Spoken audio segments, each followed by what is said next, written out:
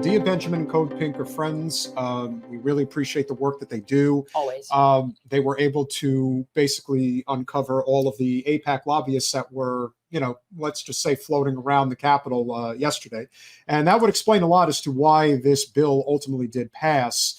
But that's also why we need to recognize that our government is bought and paid for by corporate special interests. So here we go. This is so. You're having your lunch. I wanted you to think about the Israeli war crimes and children. Well, it is important to think about. I know it's uncomfortable to think about, but it's important. Have you been there? Yeah. Maybe you should go there. I've been there 7 times. Yeah. While you're having your lunch, just think about the children in Gaza who are starving. Nah, we'd rather not. No, we like getting paid. So you're saying these are AIPAC These lobbyists? are all AIPAC lobbyists, all of them. Okay. Yeah. Nice. And this lady who's putting her hand over her face Yeah, give me a call. had already gotten one, threw it away, and now she doesn't want to look at her knowing that she's coming back. Yeah, Because good. deep down, Tyrel, they all know they're guilty. They know what they're doing. They're taking blood money. Oh, They my know God. it, but it's such good blood money. It's so much. All right, we'll keep going. Play.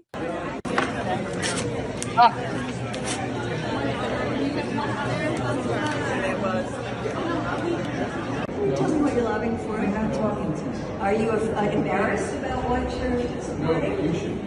Well, what, are you concerned about 30,000 people who died, mostly women and children? Let's talk as Jew to Jew. I was told that killing is wrong and that we shouldn't engage in collective punishment. Is that something you believe as a Jew? Do you believe that what Israel is doing is collective punishment? Do you believe in starving people and that happened to our people? I really wish she would just say, yes, I do. Well, the problem I have so much with it's like, if you have your position, own it, you coward. Own it. Answer her. It's like just standing there like this man is such a pussy. I don't even know what to do. This man to me is like an embarrassment to my people. I'm just saying, like, absolutely no courage. He doesn't even have the courage of his own bullshit. I hate to say it, and I don't mean to be stereotypical myself, but he is the stereotypical looking person that will hit the red button for the bomb. Because he's like, not doesn't actually know what to do with himself. Yeah, he's not going to actually go on the front lines and fight. No, he can't even look. He's scared of Medea Benjamin. I got to tell you, people, she's maybe 90 pounds soaking wet. So I'm just saying, he can't even reply to her. That's a pussy. This is not somebody that should be doing anything politically. No, it is amazing to see that the point that you made. It's kind of like, look, you can disagree and even detest and find deplorable someone's political ideologies or what they believe in. And if they believe in what they're doing is right and justified, then like you said, stand up and push back. Yeah. Stand up and say, hey, you know what? I'm sorry, I disagree with you. Here's why, X, Y, and Z. And you've seen people do that. And you know what? Even if I disagree with them on a fundamental human level of what they're fighting for, at least I can respect the fact, okay, they're standing up and trying to at least make an argument. I'm not talking about name calling and like the bullshit arguments we see on TV today. I'm talking about like actually have an adult conversation about it and actually try to convince me of why I'm wrong and you're right. Right. Or at least maybe find a middle ground that we can both agree on and say, okay, there we go. We found some middle ground. This is why it proves they don't have any better arguments, because all they have is name calling. All right, just finish this because it's brutal. Weren't we starved and murdered? Isn't that what Israel is doing now to the Palestinians? Doesn't never again mean never again for anyone?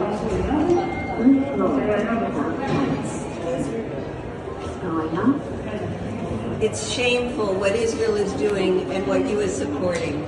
Makes me ashamed to be a Jew.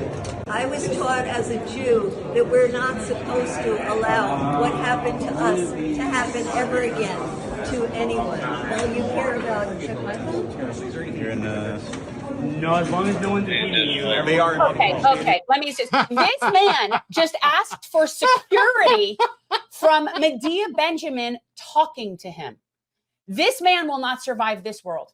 I am sorry. If you need security from that, just call it a day. Can you believe this? He just asked for security. So I'm not. I'm going to point out for those out there wondering why Jen has a better chance of defeating Wasserman Schultz this time than the first time. I can tell you that there is a portion of the district that was there in 2020 that is not there anymore.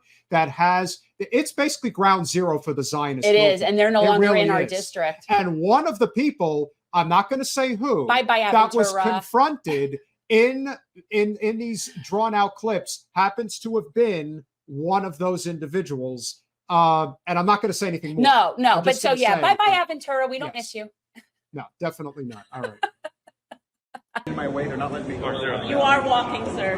We're not impeding your way. We're just following you to get some answers because we have that right. I'm a daughter of a Holocaust survivor. My mother escaped Germany in 1939.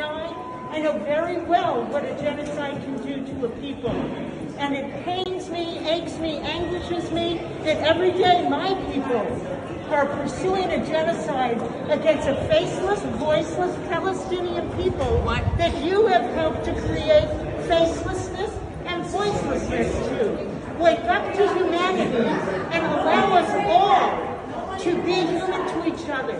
Stop the war, ceasefire now. Why are Palestinian lives less important than Israeli lives? I don't know. Why are they? But that is what they believe. Get rid of that. Get rid of that. Get rid of that guy. Unbelievable. They're scared of the CodePink ladies. Seriously.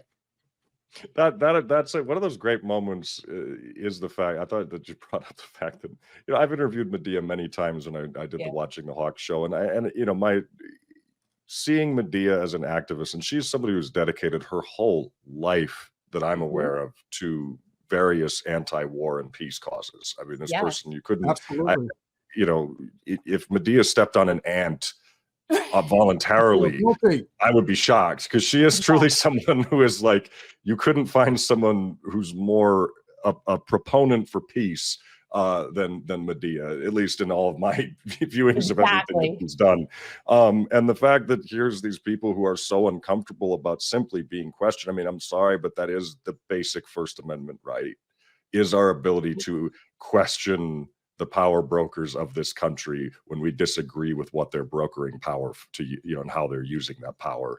And I good for them for going into the Capitol and saying, look, this is what we believe. Here's what you need to see. I would hope that you would actually try to engage with me instead of going to security. That blows my mind, that someone would be like, look, I can't walk down a hallway and hear someone questioning what I'm doing or questioning my political stance.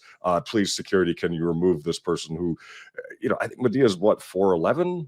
Yes. She, but in no way, and in no way is she, from what in those clips that I've seen, in no way is she being aggressive or physical in any way and like trying to keep this person. She's simply asking questions and simply stating a viewpoint that she has. There's nothing wrong with that, and it shows the character, of people that are there. Oh no, keep it away, keep it away.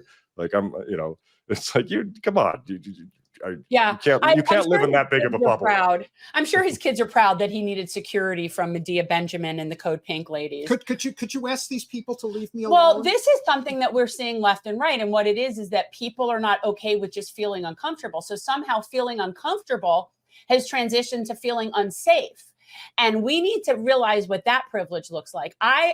The fact that when you see students on Columbia University or whatever the campus is, the Jewish, that they don't feel safe. Really? You don't feel safe, or you just feel uncomfortable? And I think we need to really understand the difference between those two things, because really you do not have a fundamental right to not feeling ever uncomfortable. That's not something that you just get to just assume that everyone should just walk around on eggshells so you feel comfortable. That's not how this works. So I think that we have this fundamental problem with distinguishing discomfort with unsafe. And we're just so used to people just never hearing anything they don't want to hear. So all of a sudden, I don't feel safe with that. You know what? I go into some of the neighborhoods that I go into and tell those people that you don't feel safe in your wealthy existence because somebody said something you don't like. It makes me want to punch people in the face. Well, it brings the conversation full circle, comparatively speaking, to somebody like your father who served in Vietnam in the Navy as a frogman. I mean, that's as serious as it gets. Whereas somebody like Ben Shapiro is ready, willing, and able to espouse how tough he is by saying we have to go and kill these people from afar. I'd love to watch Ben date Jesse. That would be hilarious. Well, that would never happen. No, I know, but I can't even. It would be like a cat playing with a lizard. It would be kind of like it would be hilarious. Somebody is asking what Jesse's stance is on Israel. I don't know if you feel comfortable saying. I don't know the answer to that. While not volunteering to speak for my father, but I can say this: Jesse is a peace advocate.